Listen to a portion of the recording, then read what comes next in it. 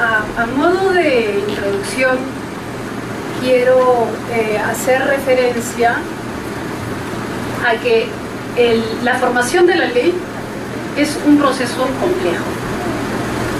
No es simplemente como nos dice nuestro reglamento, en el artículo 73, estas son las etapas del procedimiento legislativo, esto se sigue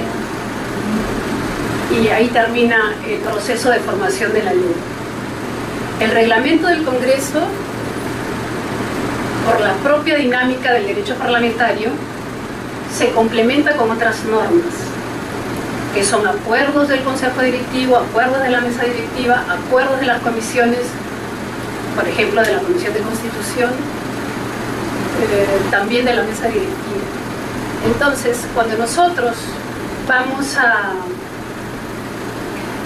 veo que todos somos asesores parlamentarios, si somos muy expertos en el reglamento del Congreso y dejamos de lado estas otras fuentes, como son los acuerdos, no vamos a hacer un buen trabajo de asesoría. Entonces es importante que interioricemos que para hacer nuestra función de asesoramiento parlamentario tenemos que conocer también las otras normas, porque si no, no vamos a hacer un buen trabajo. No podemos limitarnos al reglamento del Congreso, y esa es por la propia dinámica del mismo Parlamento. ¿Okay? Tenemos las prácticas, los precedentes, y estos acuerdos, además que no son estáticos. Estos acuerdos pueden ir cambiando en una misma legislatura o en un periodo anual de sesiones a otro. ¿Ya? Y por ejemplo, ¿por qué menciono esto? Porque todos hemos sido testigos del incidente procedimental, digamos, para la dación de confianza a la investidura del Consejo de Ministros, y hemos visto a expertos constitucionalistas hablar, claro, de la Constitución, de lo que dice la Constitución, pero desconocían totalmente las otras normas que nosotros tenemos, como por ejemplo el informe de la Comisión de Constitución, que estableció cómo se vota en el Congreso de la República. Me refiero al tema de las abstenciones mayores, que hay toda una discusión ahora de si se debió o no aplicar ese informe. Siempre va a haber discusión, pero incluso se han atrevido a decir que sacamos el Congreso de la República, que sacamos debajo de la manga ese acuerdito, y no es un acuerdito simple, es una de las fuentes del derecho parlamentario y no podemos dejarlo de lado. Eso nos obliga también a ponerlo en práctica. Ahora, si se modifica, está bien, pero si mientras esté vigente tenemos que aplicar, ¿ya? Eso es algo que quería mencionar, porque a lo largo de las exposiciones vamos a hacer mención a ciertos procedimientos que no están en el reglamento del Congreso, sino que responden también a prácticas y también a otras normas. Inclusive las leyes también influyen en no modifican, sino que complementan nuestro reglamento. Entonces, si somos muy expertos, eso que quede claro, en el reglamento del Congreso, y no conocemos lo otro, no estamos haciendo un buen trabajo de asesoría parlamentaria. ¿Ya? Otra cosa, este es un marco general, porque después vamos a ir ya a las especificidades de todo el proceso de formación de la ley. Pero esto que quede como base de lo que vamos a hablar más adelante. Entonces, como ahí dice, el reglamento está complementado con otras normas, leyes, prácticas, acuerdos de órganos del Congreso. Y según nuestro reglamento del Congreso, el procedimiento legislativo termina con la promulgación de la ley. Eso, bueno, sucede todavía en el Perú. En otros parlamentos, el proceso de formación de la ley no termina con la promulgación, publicación o vigencia, sino que se está dando una evaluación de los efectos de la ley. Y eso es importante, porque el Congreso de la República no puede aprobar leyes sin conocer los efectos que éstas tienen. Entonces, el proceso no se agota con la publicación. hacia eso además también el Congreso de la República está avanzando para crear una oficina de evaluación de las leyes, ¿no? Hay todo, bueno, eso es aparte, pero también que eso quede claro. En nuestro reglamento del Congreso, que está textualmente aquí, el artículo 73, dice que ahí en la promulgación se acaba, y no es así.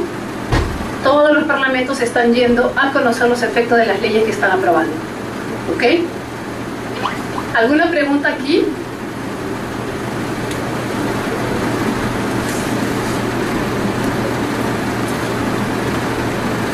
Ok, entonces, como les digo, mi principal fuente es el manual del proceso legislativo para las exposiciones, y he dividido en 6 partes estos seminarios que vamos a tener ahora y el viernes. Vamos a empezar por la presentación del proceso que se sigue de la presentación de la iniciativa a su inclusión en el Pleno, del debate en el Pleno a la aprobación final, del envío de la autógrafa al Presidente de la República para su promulgación, el trámite que se sigue para las observaciones que hace el Presidente de la República a las autógrafas. Mencionaremos un poco la fe de ratas y lo que es que en la legislación comparada se conoce como el procedimiento legislativo abreviado, que no es otra cosa que lo que hace la Junta de Portavoces de acortar las etapas del procedimiento legislativo, las exoneraciones, las dispensas.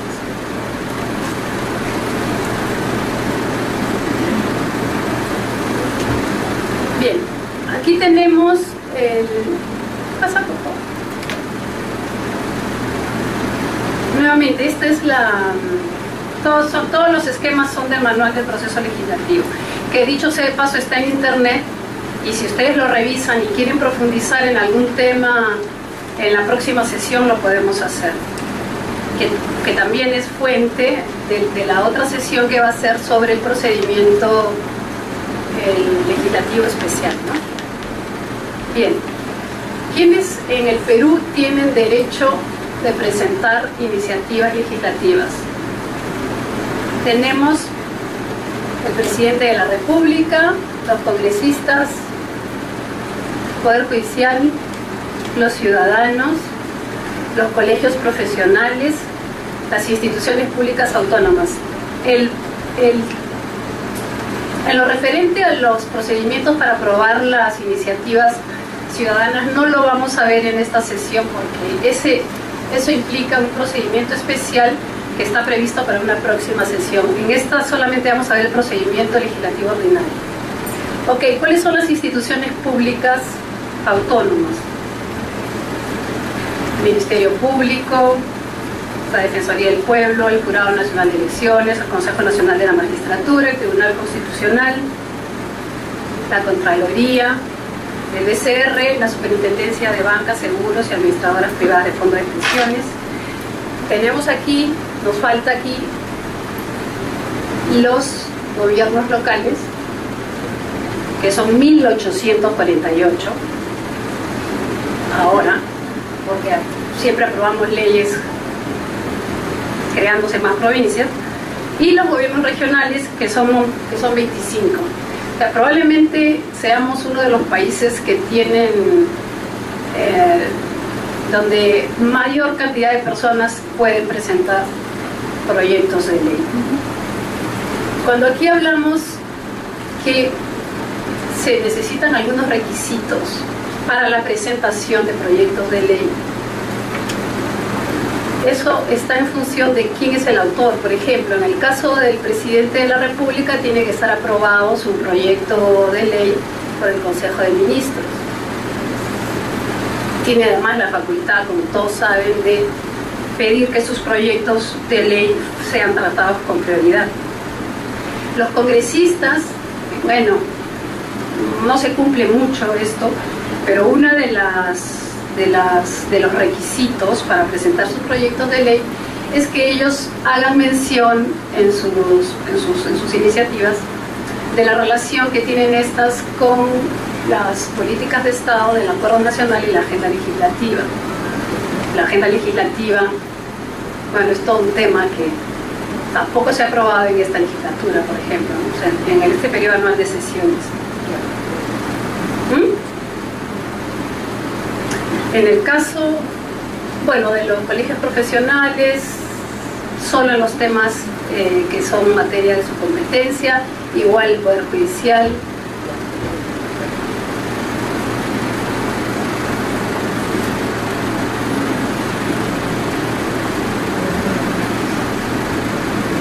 Las iniciativas legislativas que se presentan en trámite documentario son publicadas. Esta publicación de la ley, del proyecto de ley de la iniciativa legislativa, tiene como principio que sea conocida la iniciativa legislativa, pero no solamente para que se sepa que se ha presentado un proyecto de ley, sino para que los ciudadanos y las personas que quieran participar en el proceso de formación de la ley puedan dar sus opiniones, y eso lo hacen a través de los foros virtuales que hace el Congreso de la República o directamente a las comisiones, ¿no? O a través de sus representantes también, que están organizados. Pero eso se busca. Acá se dice luego que recibe trámite, y acá tenemos al jefe de trámite que de repente nos puede explicar un poco más el procedimiento que se sigue, porque acá dice que informa a la vicepresidencia. Acá lo que quiero es que veamos la realidad de cuál es el procedimiento real, no solamente lo que está escrito, porque lo que está escrito muchas veces no se condice con la práctica, ¿ok? Entonces la realidad aquí. Informa a la vicepresidencia, normalmente es la primera vicepresidencia la que se encarga del envío de las comisiones, del envío de los proyectos a comisiones. Luego dice que informa a la Oficialía Mayor y bueno, y luego se decreta. ¿Cuál es la realidad?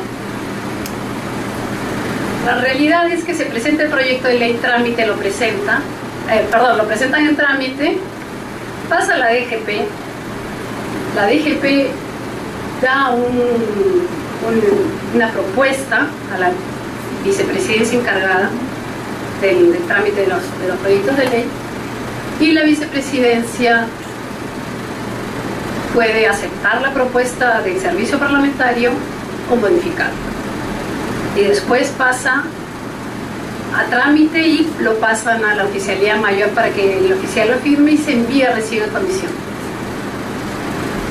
¿Ya? Ese es el procedimiento que se sigue. Bueno, en el decreto de envío ya saben que se pone el número de la proposición, el nombre de la comisión a la que va, y se deriva. Quería preguntar justamente en esta etapa del envío de la propuesta.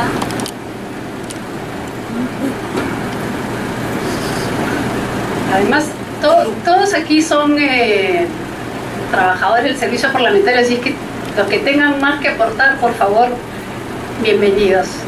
Indira. Sí, gracias. Patricia, buenos días.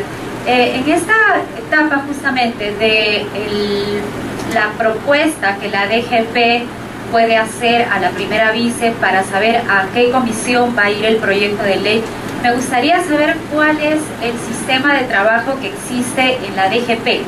O sea, qué criterios se toman en cuenta para saber a dónde va a ir ese proyecto, ¿no? Digamos, tomando en consideración que puede ser un tema que ya se ha visto antes, puede ser un tema que ya esté en dictamen en periodos anteriores.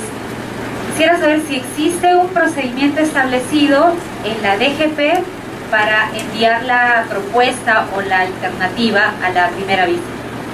Sí existe un método de trabajo. Primero se ve el tema y la especialidad. Luego se ven los antecedentes de la materia, a qué otras comisiones han ido. Muchas veces nos pasa que las iniciativas legislativas llevan un título que no se condicen muchas veces con el fondo. Entonces hay que leer el fondo, hay que analizar el fondo y a partir de ahí ver, porque a veces el título puede decir que puede inducirnos a que va a una comisión, pero cuando lees el fondo debe ir a otra. Entonces es por el tema que se va a tratar. Es estrictamente técnico el trabajo que hace la DGP. Y lo que decide la vicepresidencia ya tiene otros criterios, ¿no? Pero es ese. ¿Alguna otra pregunta?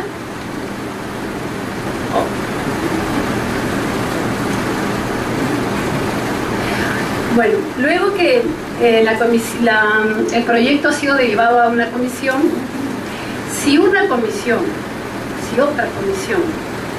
cree que ese asunto también debería ser objeto de estudio en su comisión, lo puede solicitar. Pero esta solicitud la tiene que hacer a través del Consejo Directivo. El Consejo Directivo es el que decide si va o no a otra comisión. Se vota, se acuerda en el Consejo Directivo y se envía a otra comisión. ¿Ok? Bueno, y como saben, la comisión principal es la comisión que va en primer lugar en el decreto de envío. Ha habido casos en que el Pleno del Congreso, al momento de la sustentación, ha decidido cuál es la comisión principal, pero esos son casos excepcionales, ¿no? Pero pasa. ¿Ok?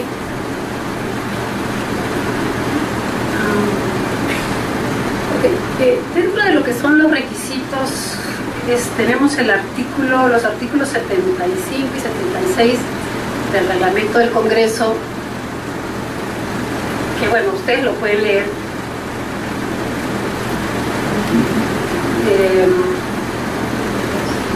Dependiendo del tipo de iniciativa legislativa, hay ciertos requisitos que se tienen que cumplir, ¿no?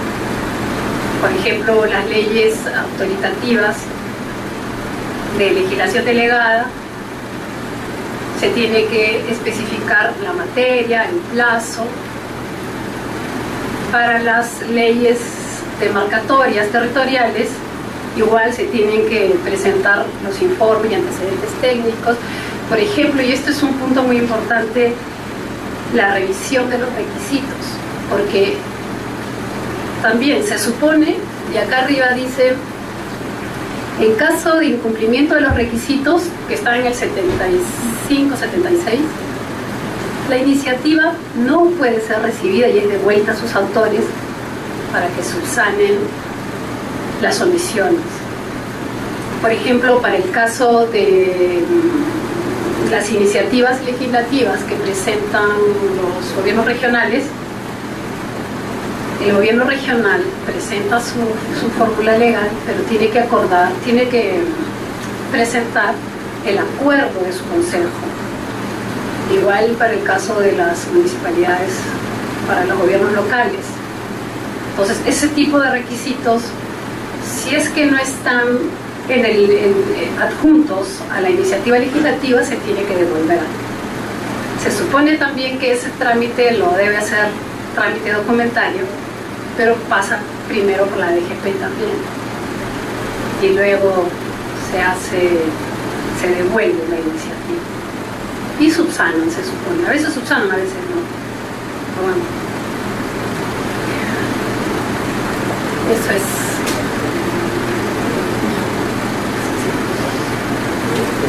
Entonces, una vez que se presentó la iniciativa legislativa, van las iniciativas a las comisiones, y las comisiones, bueno, tienen ya una forma de trabajar. Se supone que al organizar su trabajo, primero consideran los proyectos del Poder Ejecutivo, porque se supone que algunos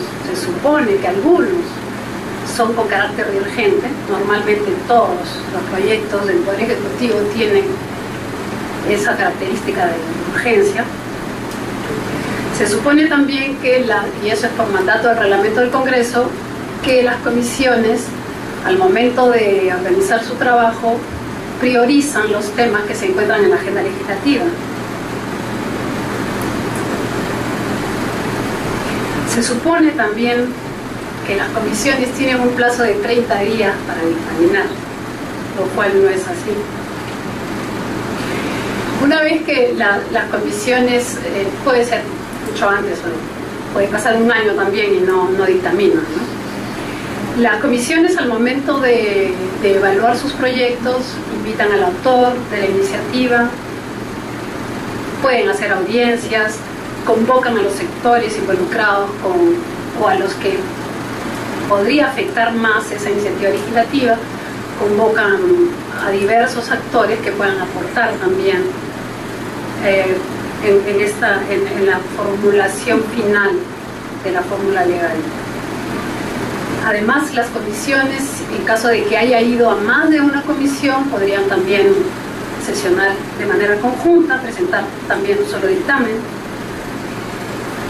También, en este caso, para los dictámenes, en algunos casos, para algunas materias, las comisiones tienen que cumplir algunos requisitos para emitir su dictamen.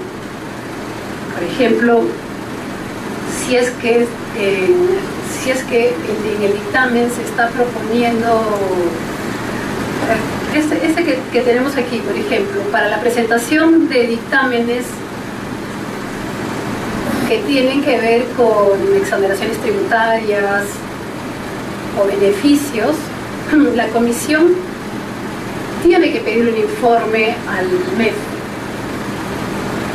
El MEF, por ley, esta es la ley 27886, en su artículo 1, ¿ya? Y el MEF tiene que responderle a la comisión dentro de un plazo de 30 días calendarios. Si no responde la comisión,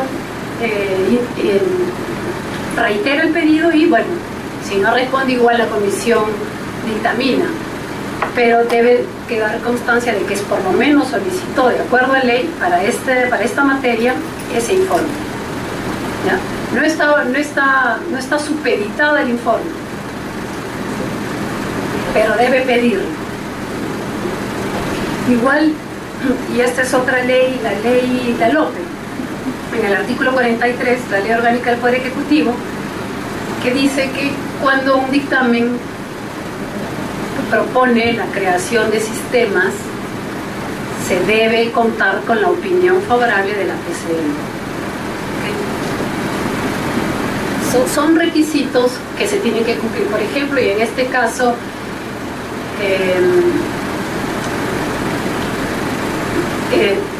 la DGP, al momento de analizar los dictámenes que están en la agenda del Pleno, revisa, y si se da cuenta de que el dictamen no tiene esa opinión, ¿no? Entonces tiene que hacer poner esto en conocimiento de la Oficialía Mayor, para que la Oficialía Mayor, a su vez, en mesa me refiero en el Pleno, pueda dar la asesoría adecuada al presidente del Congreso.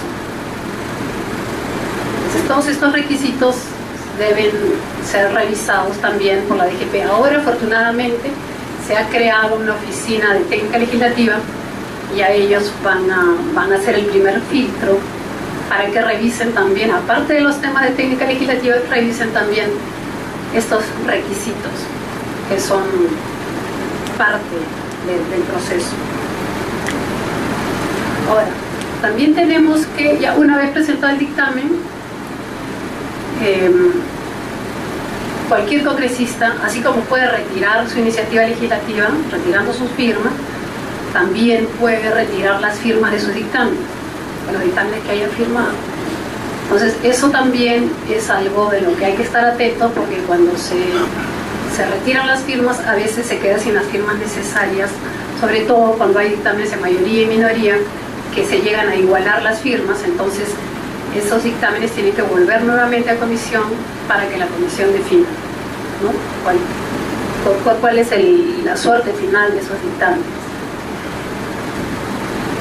se entiende que un asunto puede entrar a la agenda del Pleno cuando los dictámenes ya cumplieron todos estos requisitos. Se presenta el dictamen nuevamente a la oficina de trámite una vez que está expedito el expediente, cumplió con todos sus requisitos, lo envía a la oficina de relatoría y agenda, que es la oficina del Parlamento encargada de la elaboración de la agenda.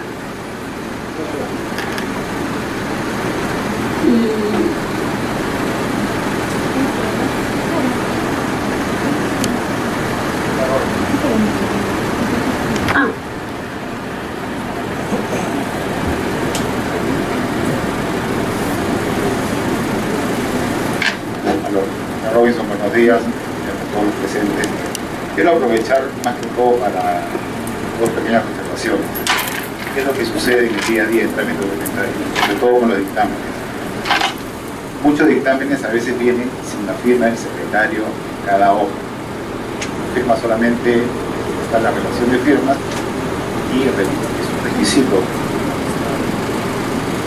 Los 70, siempre el secretario, al margen de si vota a favor o en contra, tiene que firmar todas las hojas de los dictámenes.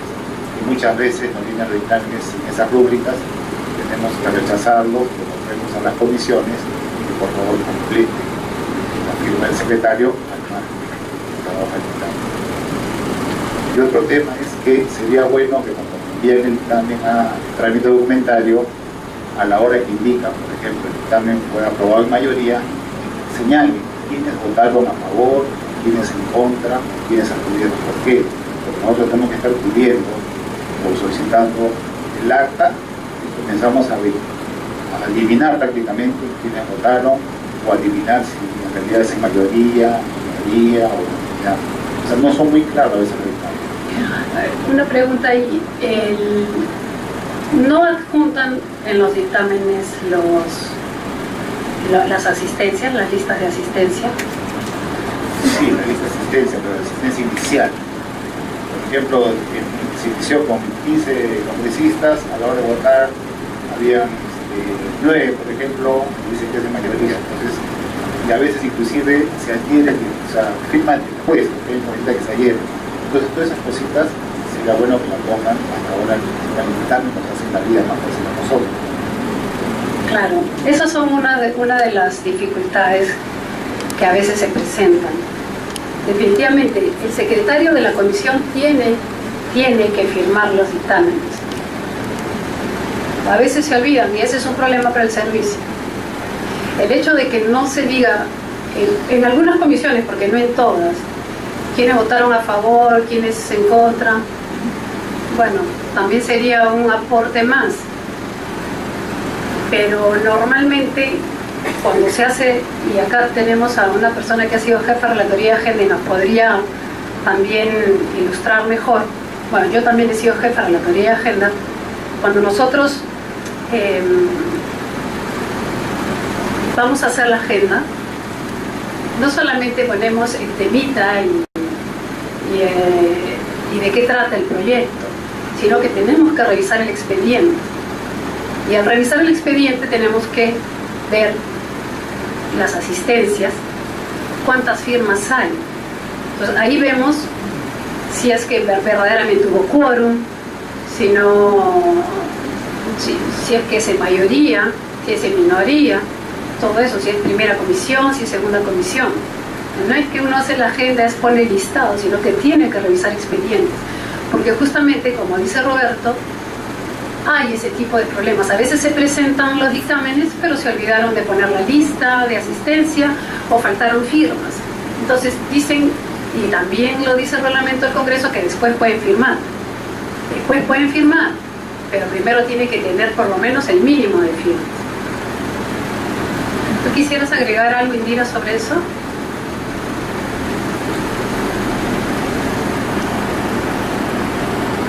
Además, también en las agendas, cuando estamos estudiando el expediente, también se ve el tipo de votación que necesita ese proyecto, ¿no? Esa iniciativa. No es, a veces se dice, hacen la agenda, no, se tiene que revisar todo eso, todo el expediente y además revisar el fondo y ver qué otras leyes se pueden estar modificando, y quizás por ahí se modifica una ley orgánica, entonces el tipo de votación que se necesita, u otro tipo de ley. Indira nos puede explicar un poco más sobre el proceso de elaboración de la agenda. Sí, bueno, en realidad creo que se trata de reconocer tanto desde el servicio como de la organización un poco el descuido que hay en cuanto al cumplimiento de los requisitos, ¿no?, reglamentarios, porque si bien es cierto el tema de las firmas y de la consignación de qué tipo de votación se ha dado respecto de un dictamen, no está plasmado en el reglamento, o sea, no dice exactamente cómo es que se debe hacer, ¿no? Paso por paso, y no se va a describir tampoco en el reglamento, pero por práctica parlamentaria ya hay un trabajo, digamos, establecido tácitamente, ¿no? Entonces, el tema de la votación, de la asistencia y de la votación para saber si un dictamen ha sido aprobado por mayoría o minoría, implica un trabajo coordinado de trámite y de relatoría, definitivamente. O sea, eso en la práctica, los que hemos trabajado en relatoría, y de hecho los que trabajan en trámite, saben que es así, ¿no? Que tiene que haber una constatación en trámite y luego en relatoría para saber si el dictamen es en mayoría o minoría, porque ese, por ejemplo, es un asunto determinante para el debate del dictamen en el pleno. Pero en realidad el trabajo empieza por la misma comisión. O sea, tanto los secretarios técnicos, los asesores y el personal que trabaja en las comisiones deberían cuidar el procedimiento, el trámite de la votación de los dictámenes. Gracias. ¿Alguna pregunta, algún aporte? Sí, señor. Todos trabajamos en el Congreso, así que mientras más intervengamos, más enriquecemos a los que no conocen una que otra procedimiento. Buenos días. Yo solo quisiera preguntar en cuanto al proceso parlamentario. Si lo ubicamos en el espacio y en el tiempo, yo considero de que los requisitos que deben tener, si bien es cierto, existe la costumbre, que forma parte de la doctrina del derecho, pero también los requisitos deben ser de la admisibilidad, hablando estrictamente sobre el proceso parlamentario, la presión de un proyecto. Si nosotros no nos ubicamos a cumplir los requisitos, entonces de ahí comienzan más las cosas. Mi pregunta era como, bueno, pues yo no soy muy experto en esta materia, simplemente un aficionado. Yo diría de que si no han cumplido los requisitos de admisibilidad de la prestación, como son las firmas, etcétera, etcétera, tendríamos que exigirlo porque es la carrera. Si miramos el otro aspecto, la parte jurisdiccional, entonces ahí encontramos que son requisitos y la ley nos ha señalado. El reglamento también es preciso en algún artículo estos mismos requisitos, sino que yo sugiero, pido que se cumplan estos requisitos. Nada más. Gracias. Claro, el servicio parlamentario justamente está al tanto de que se cumplan con estos requisitos. Para eso existen diversos órganos, por ejemplo, en comisiones a veces puede pasarse porque los secretarios técnicos pueden también ser sujetos de presión, ya que se presente todo. Entonces el congresista va a firmar todo y a veces no están, se presenta el dictamen, pero la oficina especializada de recibir la iniciativa la revisa después, que es trámite documentario, y ellos dicen falta tal o cual requisito. Definitivamente cuando llegan al pleno, a la agenda del pleno, es que ya cumplieron con todos los requisitos. Nosotros no incluimos en la agenda ningún proyecto que le falte ningún requisito, ninguno. Entonces, una vez que han sido presentados y se encuentran expeditos los proyectos o los dictámenes, ingresan a la agenda del pleno para su debate. No está tampoco en el reglamento del Congreso, pero existe un acuerdo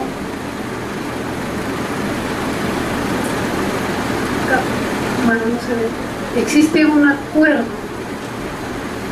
que, como les dije al principio, también nos vincula, que dice, es el acuerdo 033, creo que es del 2003, que dice que cuando se supone que si hay dos comisiones, hay la principal y la secundaria.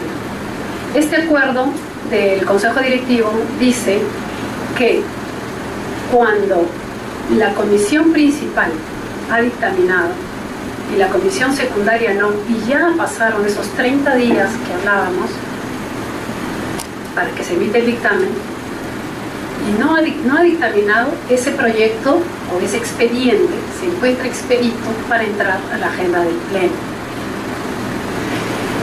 Eso, y tú que trabajas en relatoría, que te asombra, ese acuerdo, por ejemplo, se aplicó hasta el 2006. Después del 2006 ha quedado en desuso.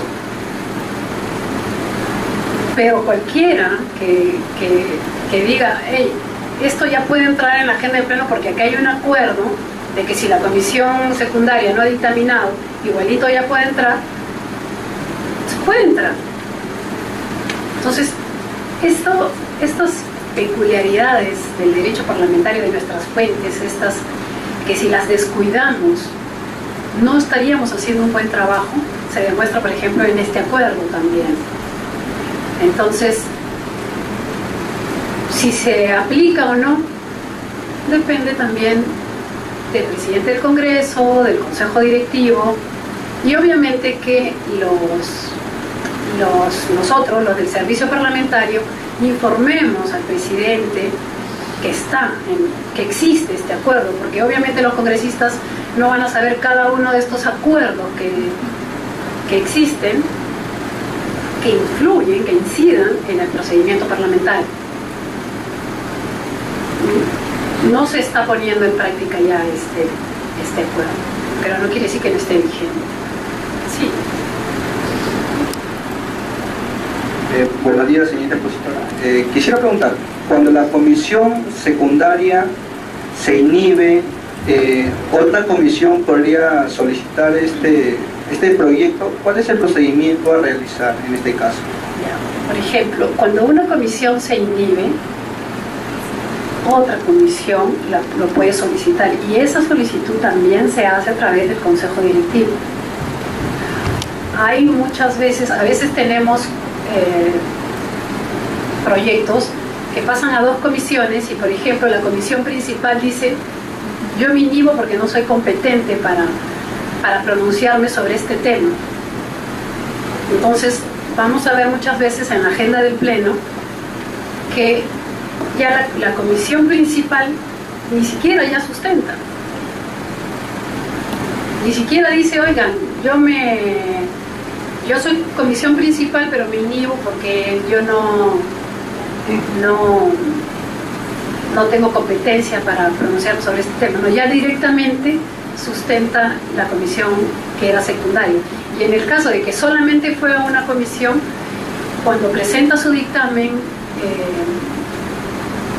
la comisión, y ya está expedito, como les digo, van estos dictámenes al Consejo Directivo, y en el Consejo Directivo puede haber ya otra petición para que esa comisión vaya a otra comisión, o también la misma comisión inhibiéndose, a veces dice, pasa, dice, yo no soy competente y creo que tal comisión debería ser competente, pero no es que nosotros le derivamos el proyecto a esa comisión, o sea, no nosotros, sino al Consejo Directivo, sino que ese dictamen, esa propuesta de la comisión que se ha inhibido, va a la comisión que ha sugerido la comisión que se inhibe para ver si lo pide o no. No es que la comisión inhibiéndose deriva el proyecto, ese no es el procedimiento. ¿Quedó claro? ¿Alguna pregunta? A ver.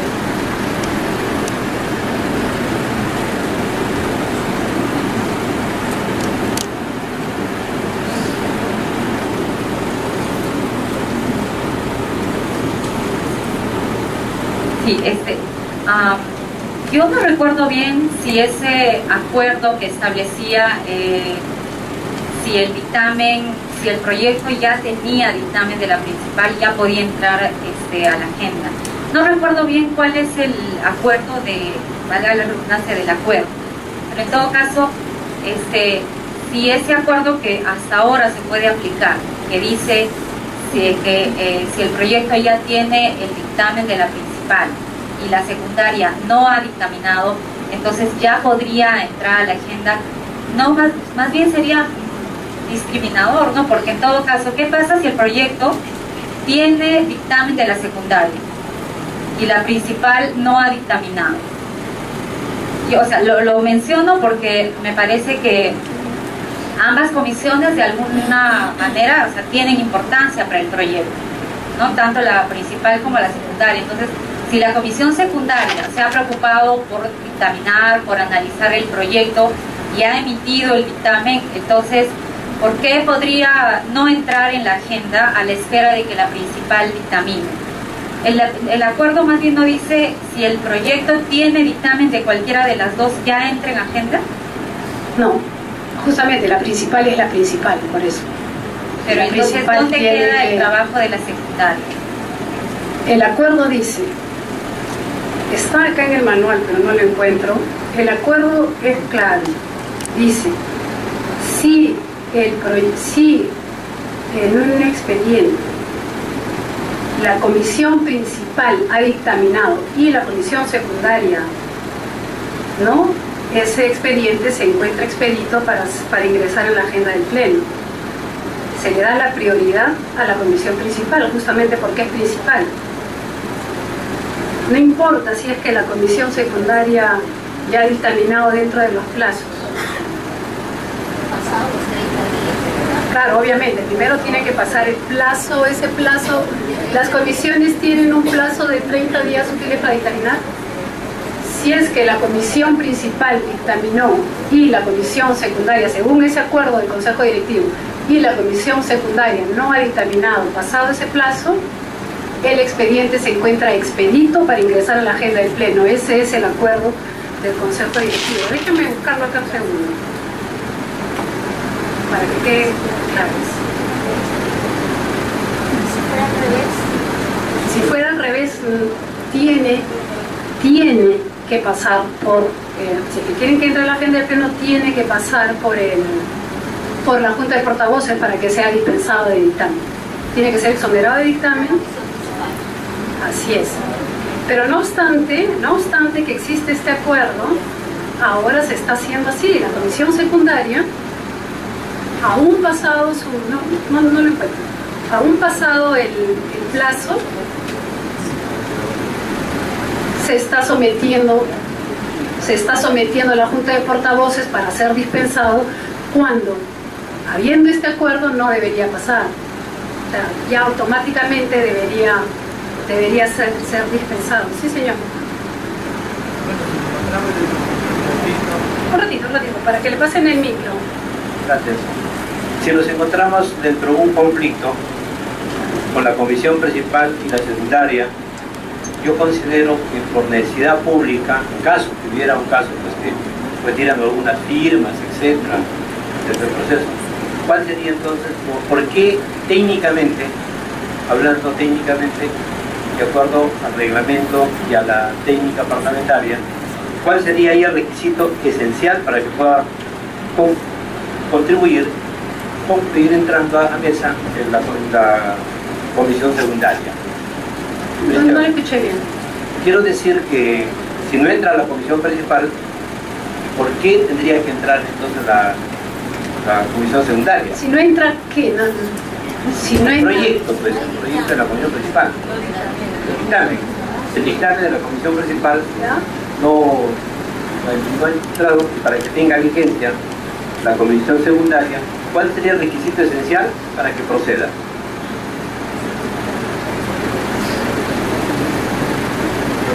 Sí.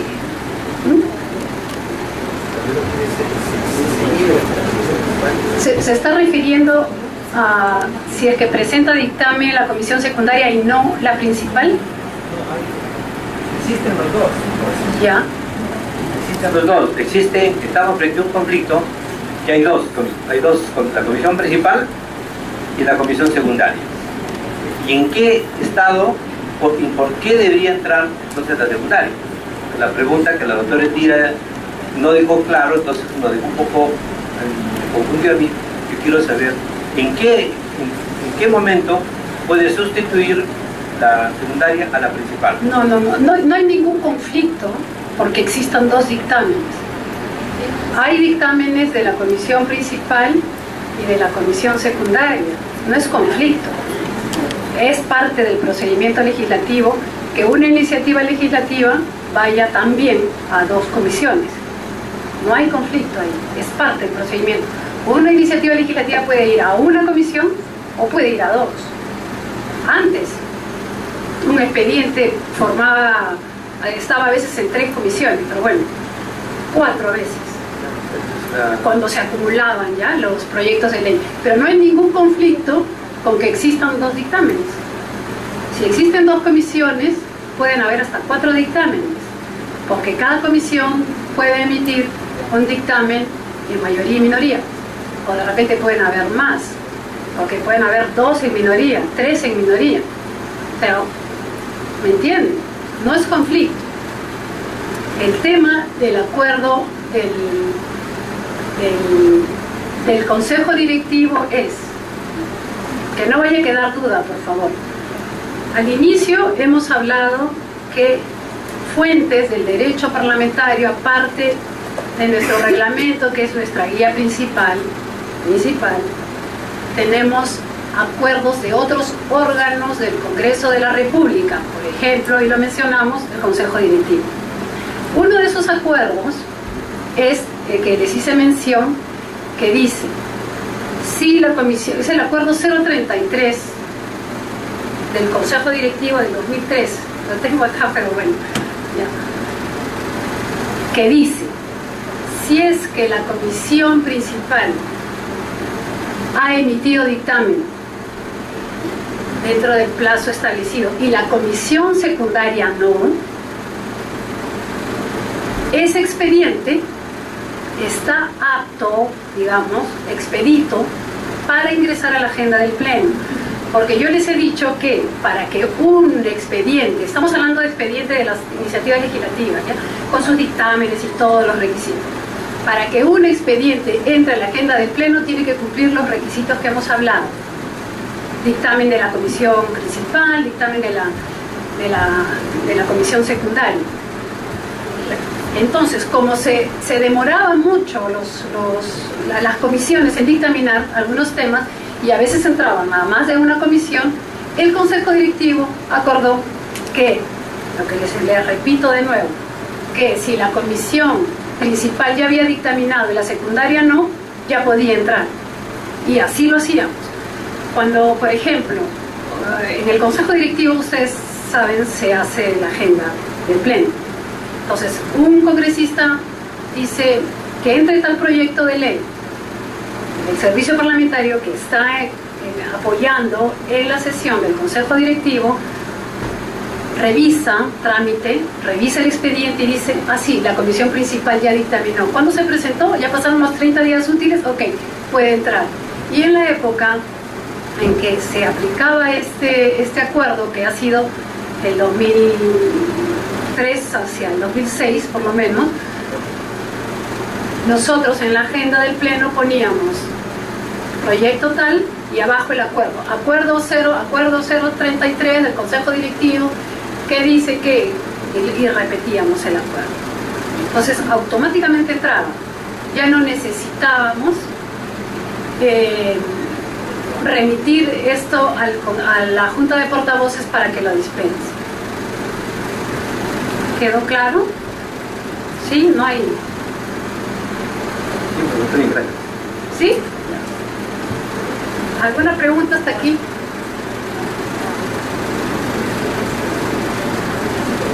¿No?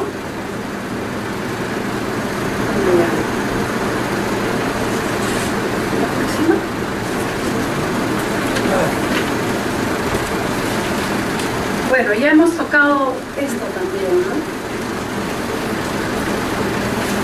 El departamento de relatoría elabora la agenda, se va al pleno, la agenda debe ser puesta en conocimiento de los congresistas con 24 horas de anticipación antes de la sesión. Igual en este caso, cuando en el expediente falta uno de los requisitos, por ejemplo, si la comisión principal no ha dictaminado, tiene que pasar por la Junta de Portavoces. Una vez que se hace la agenda y es publicada y es puesta en conocimiento de los congresistas con la debida anticipación, en plena sesión también, la Junta de Portavoces puede modificar la agenda del pleno y dar prioridad a ciertos temas. A veces hay quejas también por eso, que se elabora una agenda, se publica la agenda, está con 24 horas de anticipación publicada, se supone que deberíamos seguir el orden, pero bueno, a veces eso no se puede y se modifica la agenda. La Junta de Portavoces tiene esa facultad y esa es la competencia que le da el reglamento del Congreso.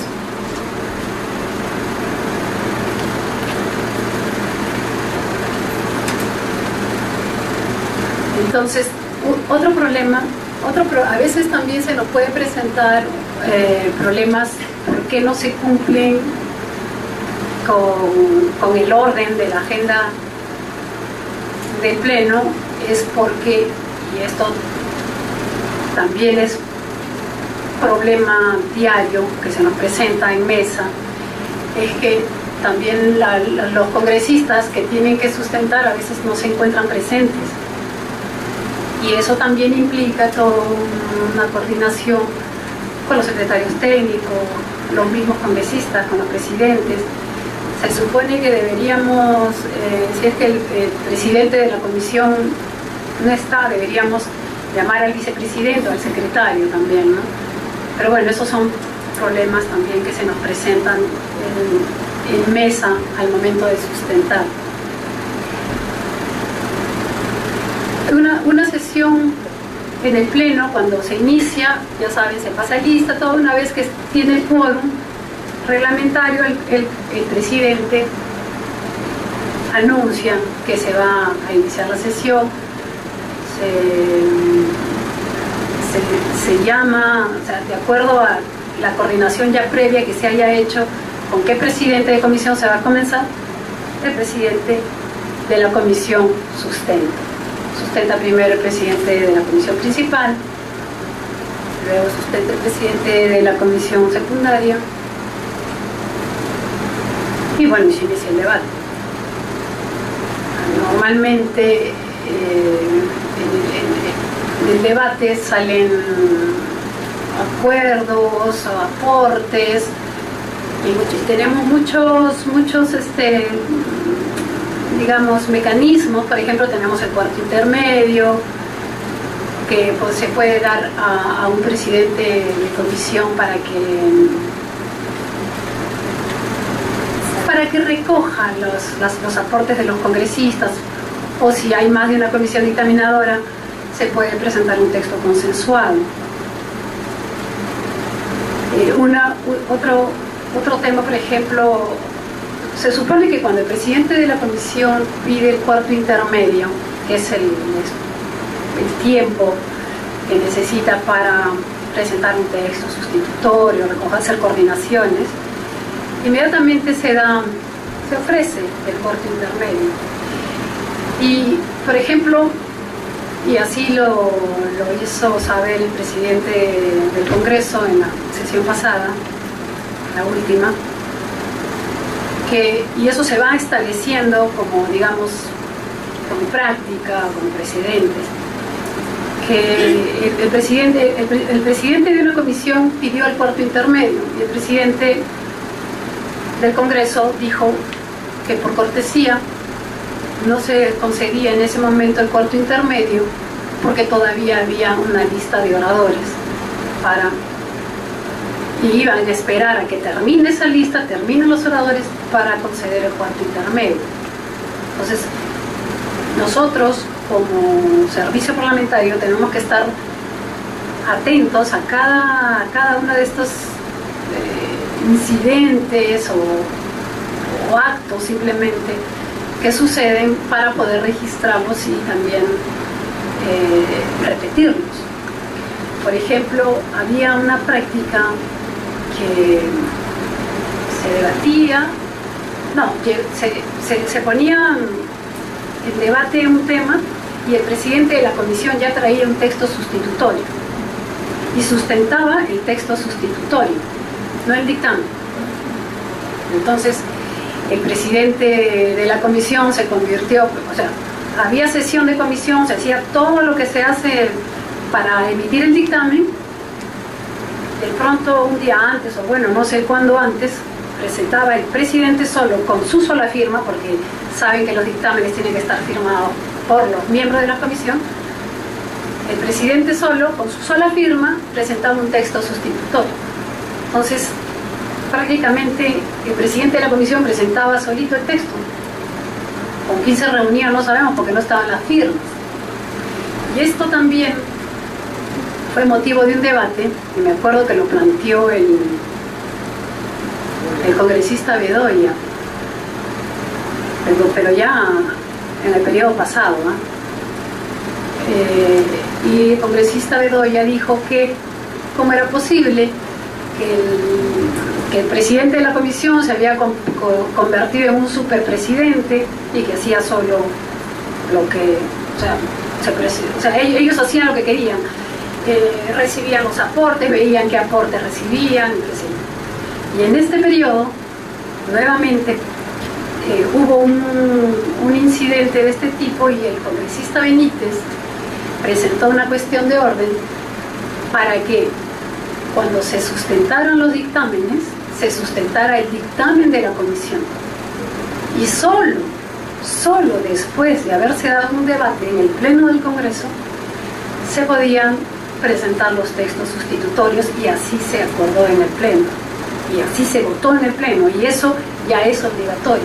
Ya ningún presidente de comisión puede venir aquí al Pleno a sustentar un texto sustitutorio firmado por él solo. Ya no. Solo después de un debate.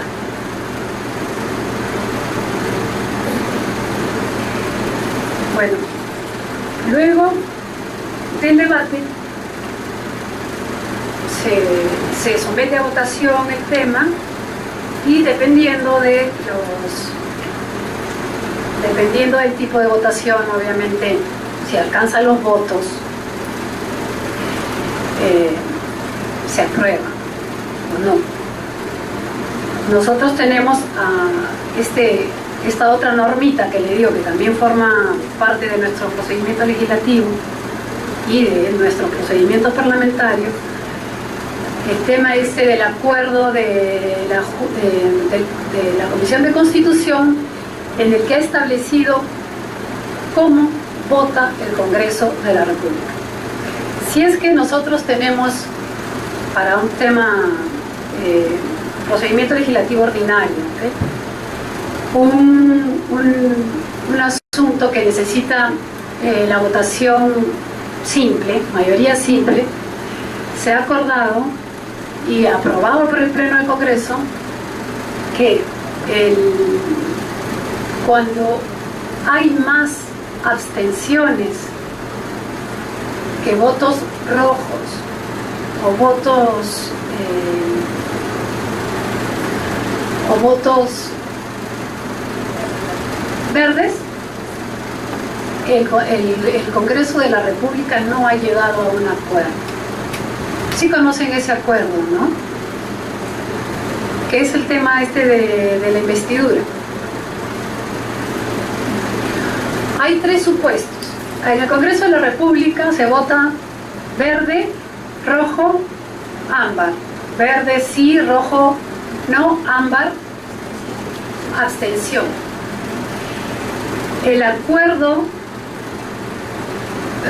El informe de la Comisión de Constitución, aprobado por el Pleno del Congreso, dice que si, dice 3 supuestos.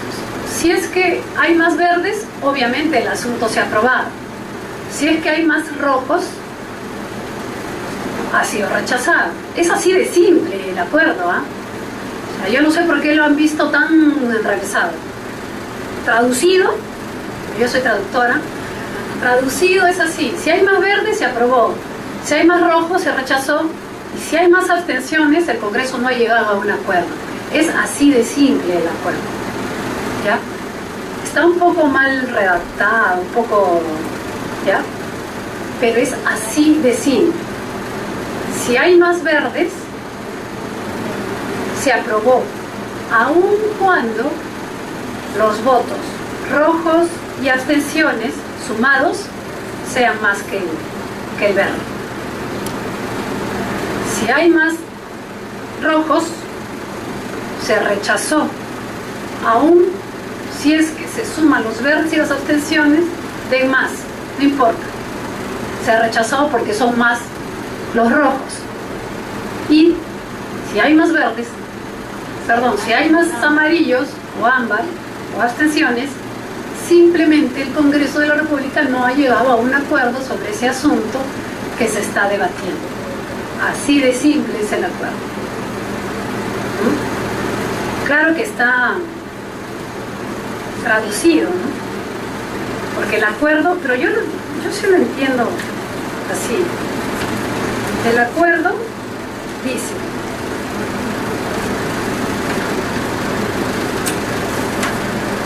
¿dónde está acá? No la tengo aquí.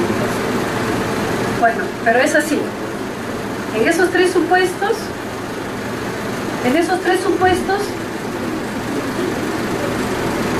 la votación es así. Si hay más abstenciones, simplemente no se llegó a un acuerdo. Ahora, bueno, nosotros en este momento estamos desarrollando el procedimiento legislativo ordinario.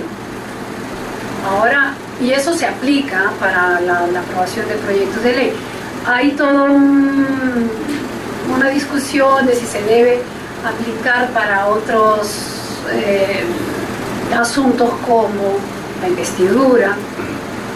Definitivamente ya los abogados, los expertos están discutiendo si es que es aplicable o no, por ejemplo, para la conformación de las comisiones investigadoras, para la aprobación de las mociones, en fin, ya eso es otro tema. Pero sí. En ese caso, cuando existen mayor número de abstenciones, ¿qué sucede? ¿Qué sucede? Entonces, como se supone que el Congreso no ha llegado a un acuerdo todavía, tiene que volver a reunirse y a pronunciarse. El mismo informe de la Comisión de Constitución dan la alternativa de que se vuelva a someter las veces que sea necesario.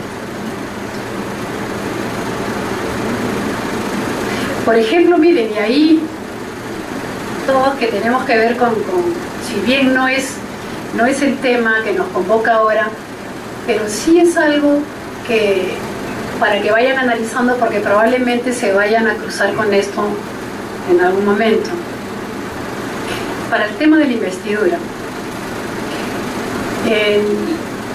la investidura del Consejo de Ministros, la votación de la cuestión de confianza se vota en la sesión esa en la que el PCM ha expuesto, o en la siguiente, según el reglamento del Congreso. El informe de la comisión dice, este informe sobre las votaciones, dice que si no se llega a un acuerdo, se convoca de nuevo y se vota en la siguiente, y si no se llega a ese, se vota en la subsiguiente, y así dice, y así las veces que sea necesario. Entonces, para la investidura no se podría hacer para las siguientes y subsiguientes, O sea, ahí eso es algo que tenemos que de verdad analizar cómo se va a aplicar eso. Pero bueno, eso ya es otro tema.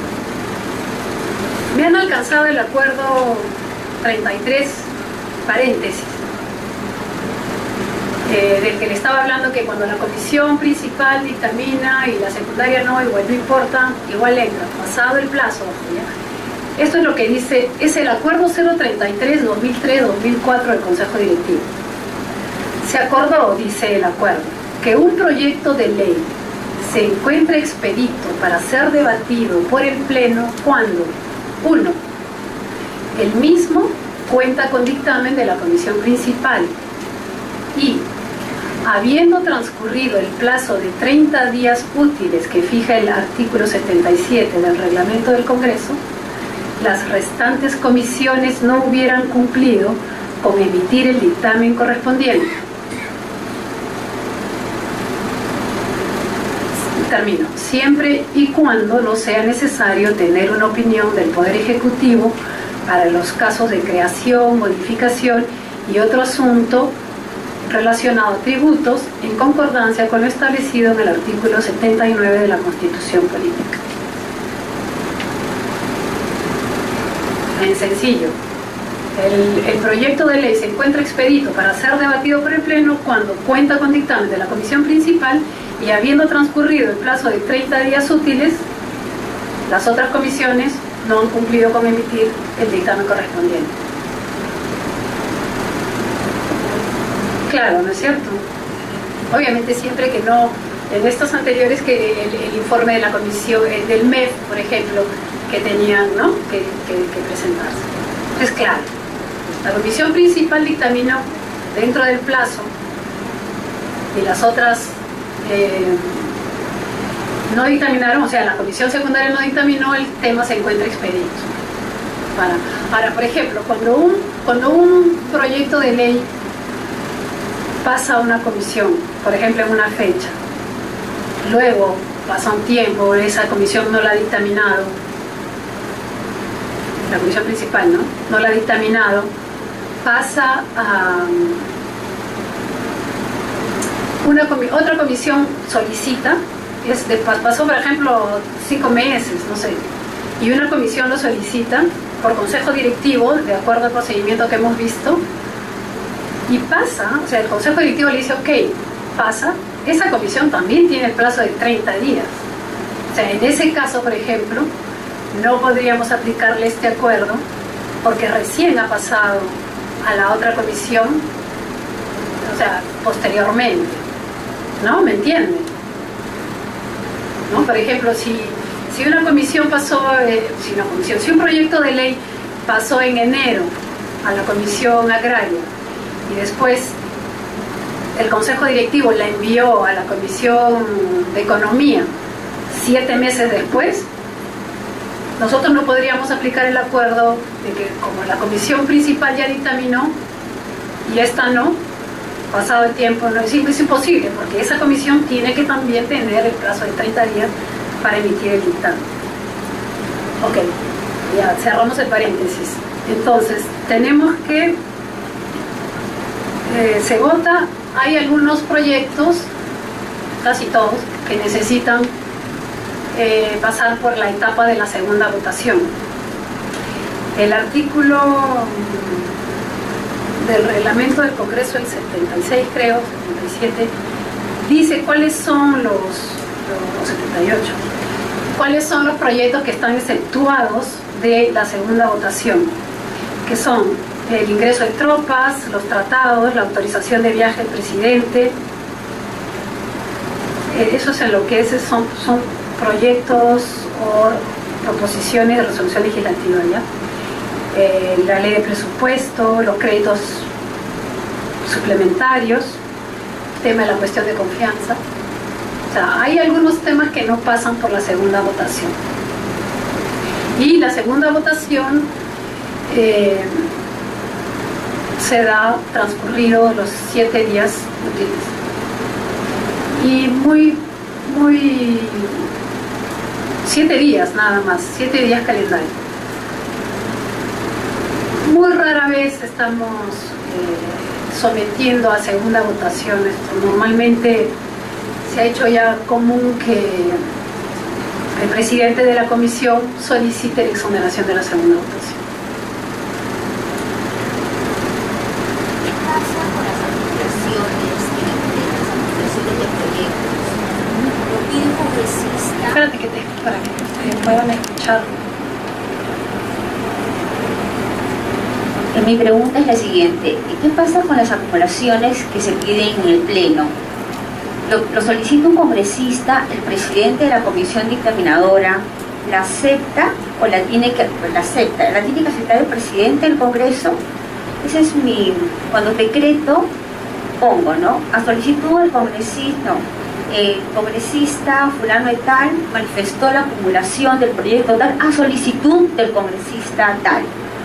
Pero me dijeron que lo tiene que aprobar el presidente del Congreso. No. ¿Es así?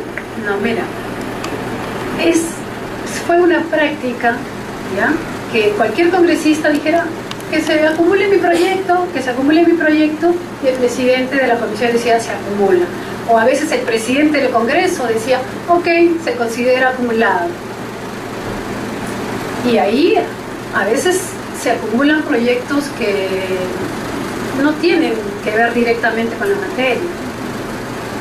Pero ¿es el presidente que tiene que dar el visto bueno o decir si se acumuló o basta con el presidente de la comisión? Mira, el presidente de la comisión es el que dice, ok, se acepta, se acumula, pero también el presidente del Congreso dice, ok, se considera acumulado. Nunca lo dice. El presidente del Congreso nunca lo dice. A veces lo dice.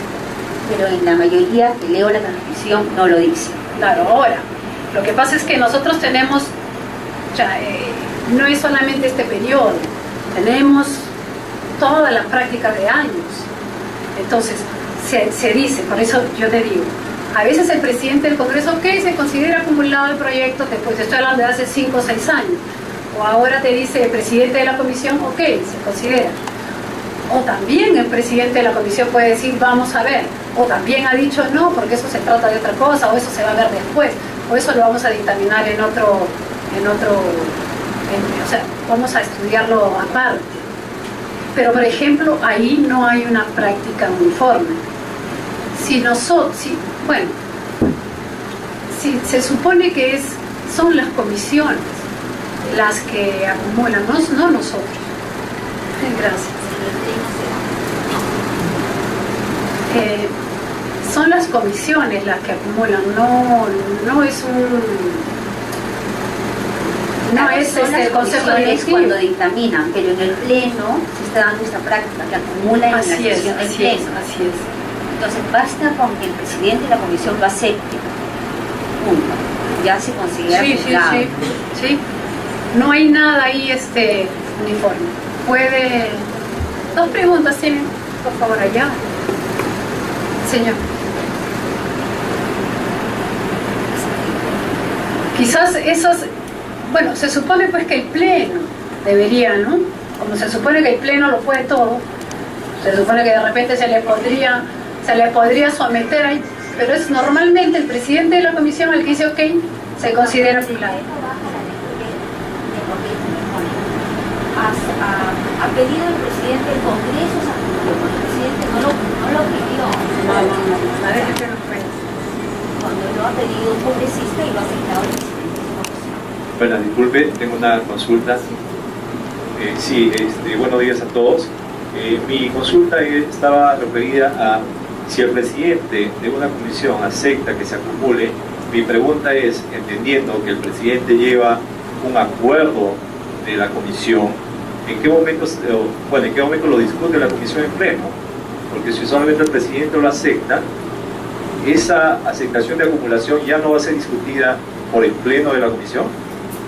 Así es, ya no, porque se supone que sobre todo este tipo de acumulaciones que se solicitan en el Pleno, cuando ya se está debatiendo un dictamen, cuando se está aprobando la iniciativa legislativa, es simple y llanamente para fines estadísticos, de aprobación del proyecto de ley del congresista que solicitó la acumulación.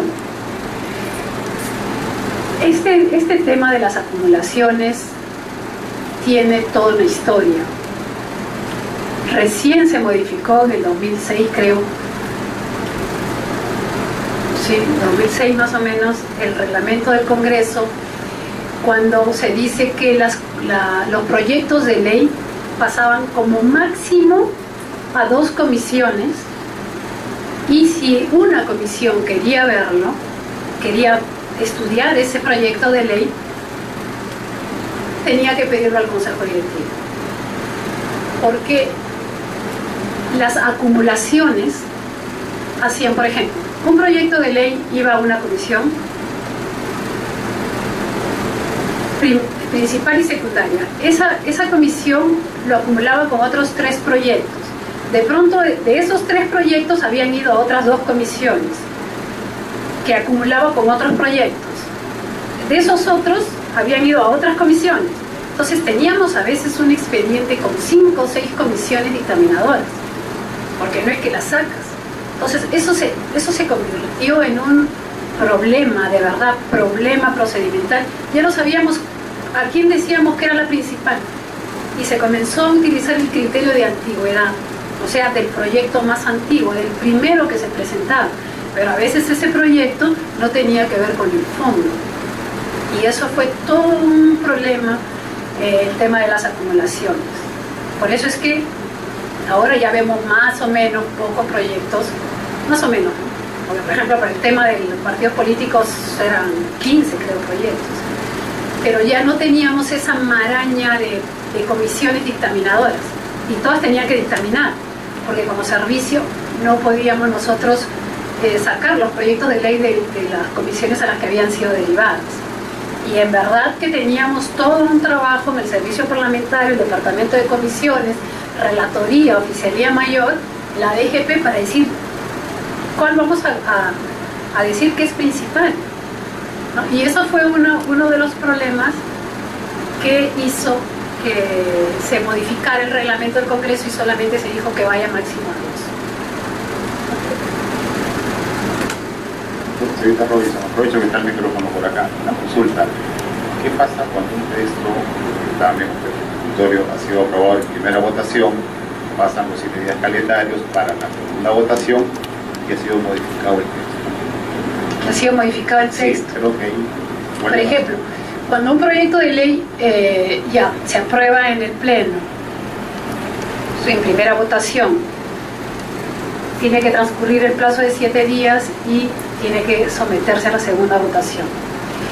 Si es que para el momento en que se somete a la segunda votación, ese texto ha sido modificado, puede haber debate de todo, no hay problema, no es que solamente se vota, no es que el Pleno está limitado a que se vote, sino que puede abrirse nuevamente el debate, y si hay modificaciones en el texto que fue aprobado en primera votación, esa votación se considera primera votación también, y nuevamente tiene que pasar a una segunda votación.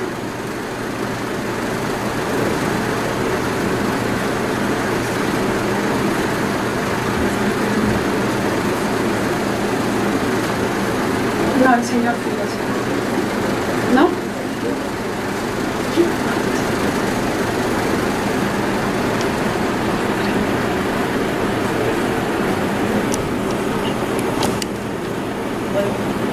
Buenos días. Quería mencionar que con relación a la acumulación del proyecto de ley, también hay un acuerdo de mesa, no sé si de mesa o de consejo directivo, creo que es esto último, creo que de consejo directivo el acuerdo, en el que se señala que si el proyecto de ley ha sido presentado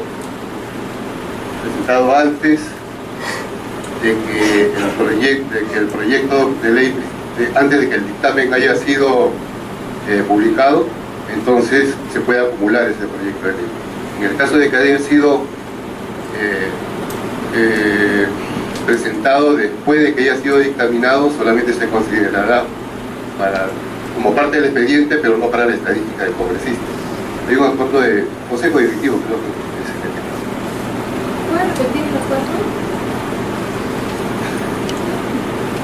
El acuerdo de consejo directivo creo que señala que, señala que si el proyecto de ley ha sido presentado después de que el dictamen ha sido evacuado, solamente se considerará para como parte del expediente, pero no para la estadística del congresista que haya presentado ese proyecto de ley.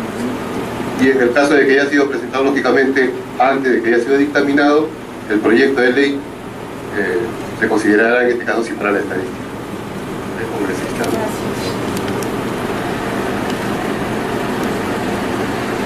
¿Tú quieres hacer una pregunta?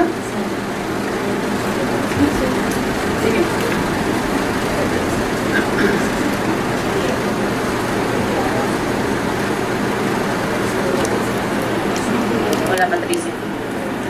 Pati, quería hacerte una consulta con respecto justamente, en toda tu exposición has hecho mucha mención dentro del procedimiento parlamentario, lo que son los acuerdos de consejo, la práctica parlamentaria, por ahí un informe de la Comisión de Constitución que de una u otra manera llenan aquellos vacíos que el reglamento tiene. Entonces, lo que yo quería saber era, bueno, por facilidades, ¿no?, de lo que estamos en el servicio parlamentario, todo eso se encuentra sistematizado en algún texto, al cual podamos acudir justamente cuando nos encontremos en situaciones similares.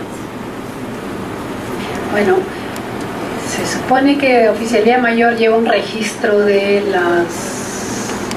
por lo menos las cuestiones de orden. No, estamos trabajando en eso. Yo, por ejemplo, acá en el manual que hice, sí lo he puesto, todo lo que yo les he mencionado.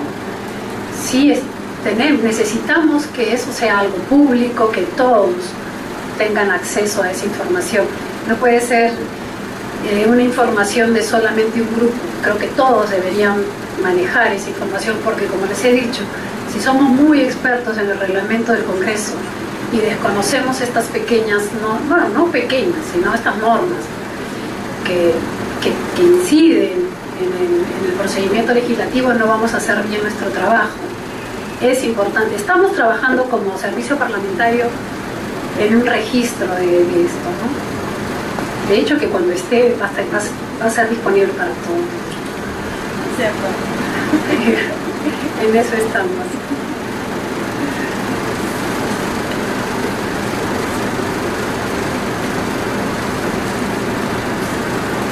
Paréntesis, ¿ya? Otro paréntesis. En el tema del informe de la Comisión de Constitución sobre las votaciones, para que les quede ya, o sea, este es textualmente, no como yo se los he dicho, así, si hay más abstenciones, no hay acuerdos, este es el acuerdo así, textualmente, ya se los voy a leer para que ustedes, sí que ustedes lo entienden igual que yo. Dice, en las conclusiones del informe de la Comisión de Constitución: 1. Si en el caso que en el Pleno, la Comisión Permanente, la Comisión, eso es para cualquier órgano, o cualquier otro órgano del Congreso, el número de abstenciones es mayor al de los votos a favor o en contra, el asunto queda sin resolver. Los votos a favor y en contra no son suficientes para una decisión colegiada. Claro, ¿no? En el supuesto 2, si en el caso que en el Pleno, la Comisión Permanente, la Comisión o cualquier otro órgano del Congreso, el número de abstenciones, paréntesis, en el supuesto que los votos a favor sean mayor que el de los votos en contra, sumado al de los votos en contra, es superior a los votos a favor, se entiende que, siguiendo la tradición parlamentaria, se ha aprobado lo puesto en debate. El supuesto 3, en el caso que en el Pleno, la Comisión Permanente, la Comisión o cualquier otro órgano del Congreso, si el número de abstenciones en el supuesto que los votos en contra sean mayor que el de los votos a favor, sumado al número de votos a favor, es superior a los votos en contra, se entiende que, siguiendo la práctica parlamentaria, se ha rechazado.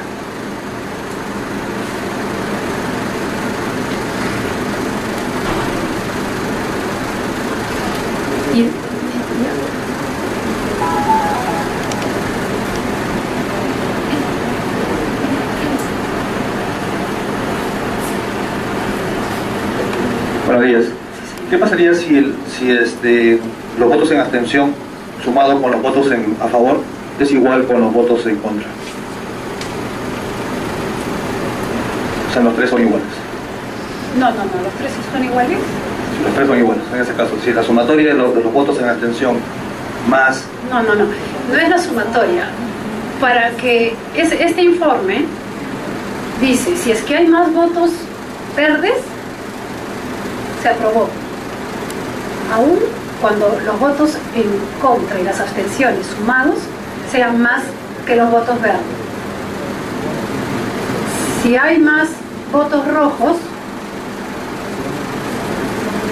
se rechazó el asunto, aun cuando sumes los votos verdes. O sea, no importa la suma de los otros, lo que manda es el número mayor. Por eso es que cuando hay más abstenciones, cuando es mayor, no importa la suma de los otros, pero cuando es mayor, según este informe de la Comisión de Constitución, no hay acuerdo. Es imposible la igualdad. No, pues si hay igualdad, tiene que haber dirimencia por parte del presidente. O si aún con su voto es igual, no hay acuerdo. ¿Alguna pregunta aquí? En el mismo informe, y esto es importante, dice, frente a la pregunta, dice el informe, relativa a la forma de proceder cuando ocurre una situación en la que la mayoría de los votos han sido abstenciones, debe indicarse que una posible solución, dice una posible solución, no es que se tenga que hacer así, debe indicarse que una posible solución sería la de votar, lo que les decía, la de votar cuantas veces sea necesario hasta alcanzar un resultado, favorable o no, en el que aparezca que los votos a favor superan a las abstenciones. De persistir el resultado en el que se obtengan más abstenciones que votos a favor o en contra, el presidente manifestará que se votaría en sesión subsiguiente. La misma comisión te da una salida, que puedes votar varias veces. ¿Ha quedado claro eso, no? Bien.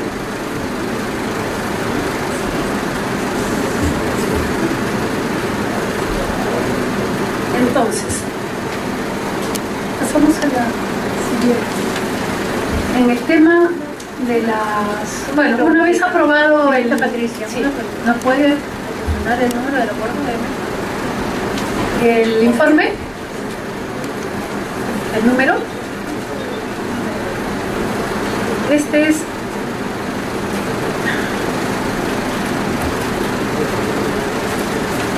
No se ve.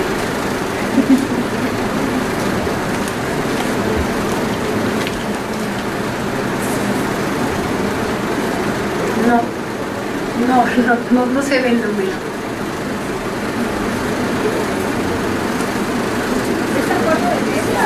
No, este informe es de la Comisión de Constitución.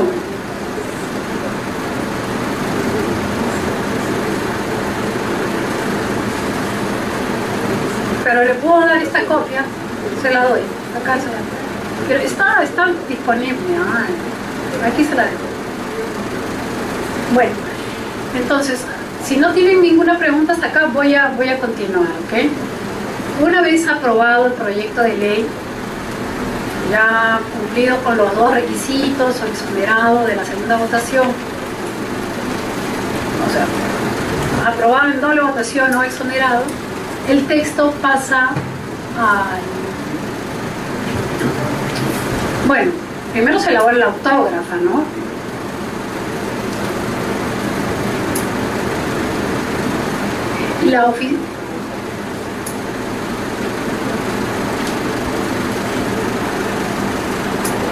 Aló, Sir Robinson, una preguntita. Ese texto sustitutorio no es aprobado, pero tiene que pasar a la comisión para el visto bueno ese texto. El presidente de la comisión, ¿me parece? Ya. ¿Es así? Se aprueba el texto en pleno y antes de redactar la autógrafa, pidiera Bueno. que puede ayudar. Bueno. Ya, ok. Hay todo un procedimiento para, una vez que se aprueba el texto final, ¿ya? En el pleno del Congreso, se elabora la autógrafa. El procedimiento ha ido variando también en el transcurso de los años. Antes, la oficina especializada, que era Relatoría de Agenda, elaboraba el texto final, que es el que alcanza la comisión, que simplemente es por pasar en limpio lo que ha aprobado el pleno del Congreso. ¿Ya? Si ahí había alguna duda, si hacía alguna modificación mínima de técnica legislativa, jamás una modificación de fondo, nunca. De repente una coma o el nombre de alguna ley que estaba mal escrita, obviamente temas ortográficos, pero nada más. Relatoría hacía la autógrafa y la firmaba el DGP y el oficial mayor. Ahora hay un procedimiento diferente que se sigue, que primero Relatoría hace exactamente lo mismo, pasa en limpio el texto, sugiere algunas modificaciones también de técnica legislativa, errores, de lo que le menciono, pasa a la DGP para una segunda lectura, luego pasa a Oficialía Mayor para una tercera lectura, luego pasa a la comisión nuevamente para que la comisión dé un visto bueno a ese texto final, que puede o no aceptar las recomendaciones que le hace el servicio parlamentario al texto, esas modificaciones pequeñas que nosotros hacemos, y lo firma el presidente de la comisión. A veces también puede firmar el secretario técnico, y ya se redacta la autógrafa final y ya va con las firmas del jefe del departamento de Relatoría de Agenda y actas, el DGP, director general parlamentario, el oficial mayor, el vicepresidente y el presidente del Congreso. Cualquiera de los vicepresidentes, no cualquiera, ¿no? Se supone que en su orden. ¿Sí? Ese es el procedimiento para la elaboración. Bueno, luego, a ver, trámite, a ver si nos explica cómo su sobre, que es toda una, le digo yo, todo un protocolo interesante, porque va en un sobre, no sé, relatoría, pues trámite, ¿qué trámite solo lo lleva? A ver, ahora nos van a explicar, no yo, sino aquí la señorita que trabaja en relatoría. La autógrafa es todo ya, pues ya es lo que va a hacer la ley, ¿no? Entonces, esta autógrafa ya firmada por los tres funcionarios que le digo, más el presidente, el vicepresidente, uno de los vicepresidentes, se pone en un sobre y se envía al presidente de la República para que él la promulgue o haga sus observaciones. ¿Cuál es el procedimiento en el que se mete el sobre, a dónde se lleva? Nos lo va a explicar el jefe de trámite documentario. Gracias, señorita Rosa. En realidad, lo que nosotros recibimos de relatoría es el sobre ya sellado, y aparte recibimos la autógrafa con cargo de la versión de la autógrafa. Verificamos que tenga toda la firma en orden y le enviamos a Palacio. Palacio es una norma que tiene 15 días útiles para procurar o presentar sus observaciones. Nosotros, al enviarlo a Palacio, tenemos un cuaderno de cargo, lógicamente ponemos la sumilla, el título del proyecto, el nombre del proyecto, el nombre de la ley, de la autógrafa, el nombre del proyecto, ahí ponemos con el lapicero rojo cuando se cumplen los 15 días útiles. Nosotros llevamos un control de los 15 días cuando vemos que, por ejemplo, día 14, día 15, llamamos a Palacio, así que ellos no nos manifiestan nada. Vamos a Palacio, le damos la alerta, ¿no? Señores, está por cumplirse el plazo de autógrafa. Y ha sucedido que a veces como que se les pasa, ¿no? Inmediatamente ellos mandan los fondos, se les pasa, todavía están en el plazo, ¿no? Pero hacemos un recordatorio de que se está por cumplirse los 15 días. Esa es digamos, la función nuestra. Después que haya salido la autógrafa del Congreso, estamos nosotros pendientes cuando se cumplen los 15 días para analizar. Gracias. ¿Qué hacen en relatoría? En relatoría, ¿cómo? José Márquez debería explicarnos lo que es ese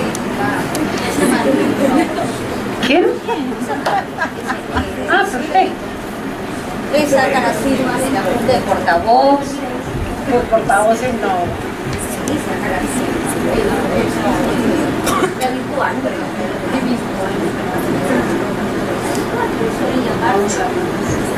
A ver, señor, explíquenos por favor, una vez redactada la autógrafa, antes de que se remita al presidente de la República, cómo internamente en relatoría y agenda arman el sobre y todo este protocolo que se sigue. Bueno, una vez firmada por los funcionarios, por los jefes los funcionarios y el vicepresidente y el presidente, retoma la relatoría. Hay un sobre letrado que dice al presidente de la República, se rotula, se pone un número de sobre, se hace un cuaderno de cargos, con el número de sobre, con la fecha de vencimiento, el plazo de vencimiento, y se envía trámite documentario. Y cuando el trámite documentario apunta todos los antecedentes de la autógrafa aprobada y lo remite al Poder Ejecutivo. Ese es el paso que nosotros hacemos para remitir la autógrafa. Y aparte, ¿envían por correo? Se envía también al peruano, a los funcionarios del Poder Ejecutivo, se envía por correo, en texto en Word y en PDF, para que ellos puedan su formato que ellos tienen para hacer la comunicación de la. Muy bien, muchas gracias. Bueno, así, o sea, ya más no podemos conocer ya del procedimiento hasta interno ya que seguimos para que la autógrafa vaya al presidente de la República, para que éste se pronuncie. Ya en la próxima sesión veremos los otros pasos que se siguen en este proceso de formación de la ley. Hasta aquí nos quedamos. Muchas gracias.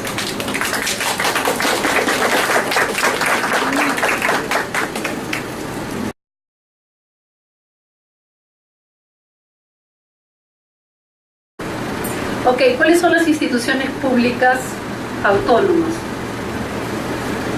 El Ministerio Público, la Defensoría del Pueblo, el Jurado Nacional de Elecciones, el Consejo Nacional de la Magistratura, el Tribunal Constitucional, la Contraloría, el BCR, la Superintendencia de Bancas, Seguros y Administradoras Privadas de Fondos de Pensiones. Tenemos aquí, nos falta aquí, los gobiernos locales, que son 1848 ahora, porque siempre aprobamos leyes creándose más provincias, y los gobiernos regionales que son 25. O sea, probablemente seamos uno de los países que tienen donde mayor cantidad de personas pueden presentar proyectos de ley. Cuando aquí hablamos que se necesitan algunos requisitos para la presentación de proyectos de ley, eso está en función de quién es el autor. Por ejemplo, en el caso del presidente de la República tiene que estar aprobado su proyecto de ley por el Consejo de Ministros. Tiene además la facultad, como todos saben, de pedir que sus proyectos de ley sean tratados con prioridad. Los congresistas, bueno, no se cumple mucho esto, pero una de las de los requisitos para presentar sus proyectos de ley es que ellos hagan mención en sus iniciativas de la relación que tienen estas con las políticas de Estado del Acuerdo Nacional y la agenda legislativa. La agenda legislativa, bueno, es todo un tema que tampoco se ha aprobado en esta legislatura, por ejemplo, ¿no? O sea, en este periodo anual de sesiones. En el caso, bueno, de los colegios profesionales, solo en los temas que son materia de su competencia, igual el Poder Judicial.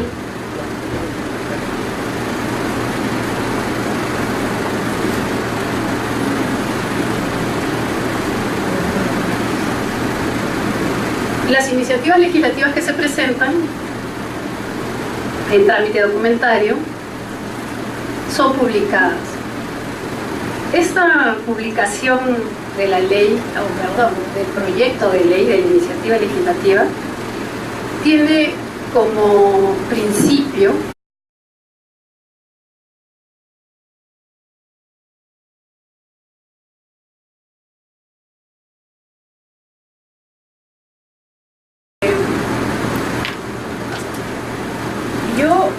a modo de introducción quiero hacer referencia a que la formación de la ley es un proceso complejo. No es simplemente como nos dice nuestro reglamento en el artículo 73, estas son las etapas del procedimiento legislativo, esto se sigue y ahí termina el proceso de formación de la ley. El reglamento del Congreso, por la propia dinámica del derecho parlamentario, se complementa con otras normas, que son acuerdos del Consejo Directivo, acuerdos de la mesa directiva, acuerdos de las comisiones, por ejemplo, de la Comisión de Constitución, también de la mesa directiva. Entonces, cuando nosotros veo que todos somos asesores parlamentarios, si somos muy expertos en el reglamento del Congreso y dejamos de lado estas otras fuentes, como son los acuerdos, no vamos a hacer un buen trabajo de asesoría. Entonces es importante que interioricemos que para hacer nuestra función de asesoramiento parlamentario tenemos que conocer también las otras normas, porque si no, no vamos a hacer un buen trabajo. No podemos limitarnos al reglamento del Congreso, y esa es por la propia dinámica del mismo Parlamento. ¿Okay? Tenemos las prácticas, los precedentes, y estos acuerdos, además que no son estáticos. Estos acuerdos pueden ir cambiando en una misma legislatura o en un periodo anual de sesiones a otro. ¿Ya? Y por ejemplo, ¿por qué menciono esto? Porque todos hemos sido testigos del incidente procedimental, digamos, para la dación de confianza a la investidura del Consejo de Ministros, y hemos visto a expertos constitucionalistas hablar, claro, de la Constitución, de lo que dice la Constitución, pero desconocían totalmente las otras normas que nosotros tenemos, como por ejemplo el artículo 73 dice que ahí en la promulgación se acaba, y no es así. Todos los parlamentos están yendo a conocer los efectos de las leyes que están aprobando. ¿Ok? ¿Alguna pregunta aquí?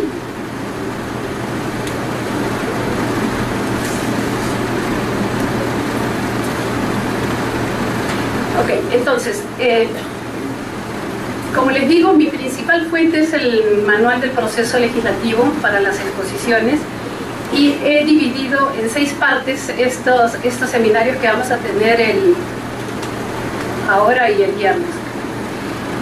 Vamos a empezar por la presentación del proceso que se sigue de la presentación de la iniciativa a su inclusión en el Pleno, del debate en el Pleno a la aprobación final, del envío de la autógrafa al Presidente de la República para su promulgación, el trámite que se sigue para las observaciones que hace el presidente de la República, las autógrafas. Mencionaremos un poco la fe de ratas y lo que es que en la legislación comparada se conoce como el procedimiento legislativo abreviado, que no es otra cosa que lo que hace la Junta de Portavoces de acortar las etapas del procedimiento legislativo, las exoneraciones, las dispensas.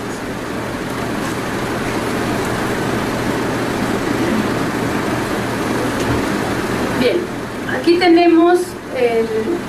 ¿Pasa, por favor? Nuevamente, esta es la...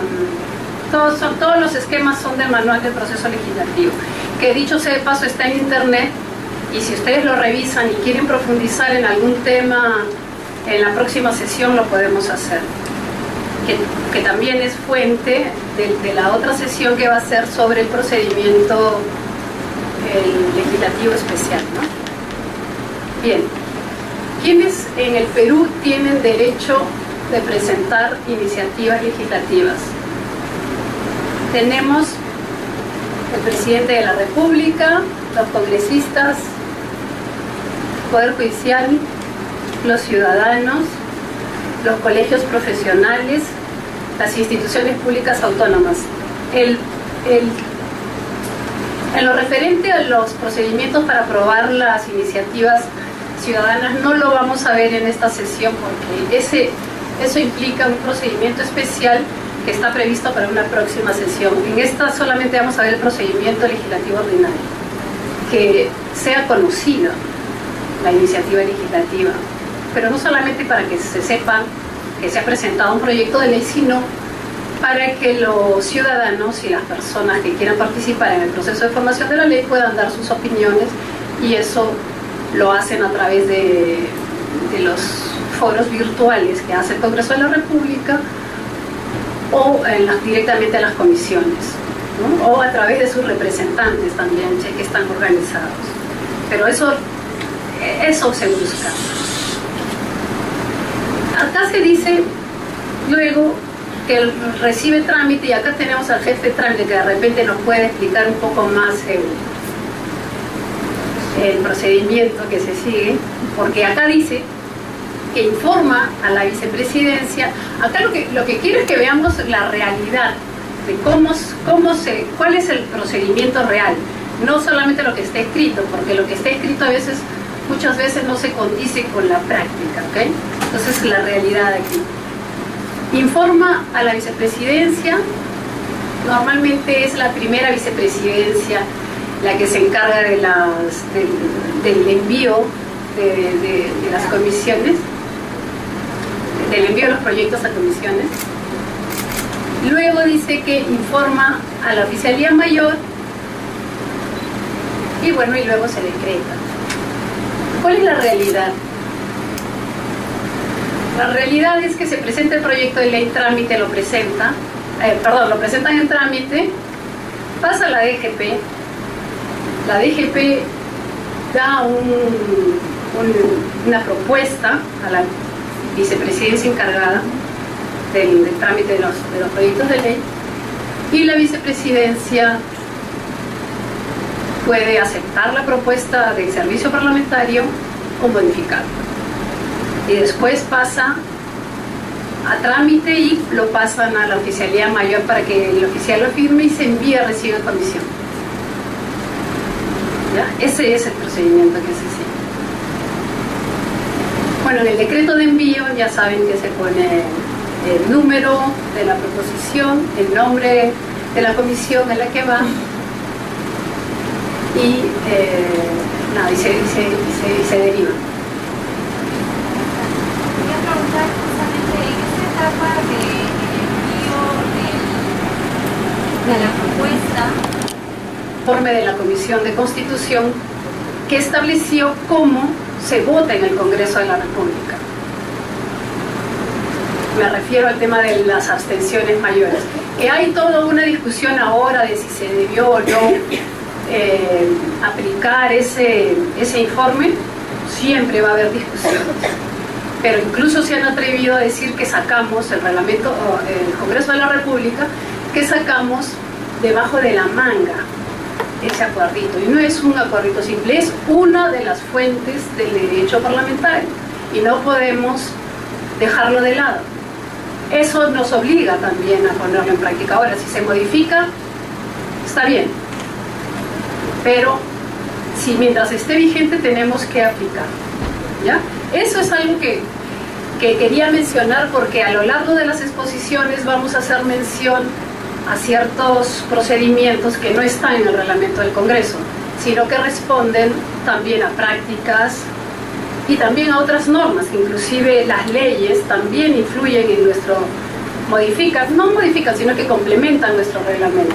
Entonces, si somos muy expertos, eso que quede claro, en el reglamento del Congreso y no conocemos lo otro, no estamos haciendo un buen trabajo de asesoría parlamentaria.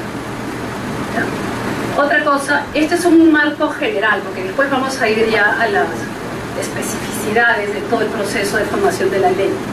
Pero esto que quede como base de lo que vamos a hablar más adelante. Entonces, como ahí dice, el reglamento está complementado con otras normas, leyes, prácticas, acuerdos de órganos del Congreso. Y según nuestro reglamento del Congreso, el procedimiento legislativo termina con la promulgación de la ley.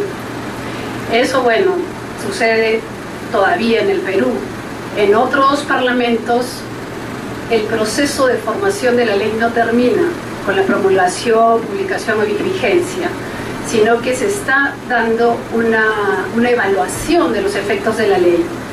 Y eso es importante, porque el Congreso de la República no puede aprobar leyes sin conocer los efectos que éstas tienen. Entonces, el proceso no se agota con la publicación. Hacia eso, además, también el Congreso de la República está avanzando para crear una oficina de evaluación de las leyes, ¿no? Hay todo, bueno, eso es aparte, pero también que eso quede claro. En nuestro reglamento del Congreso, que está textualmente aquí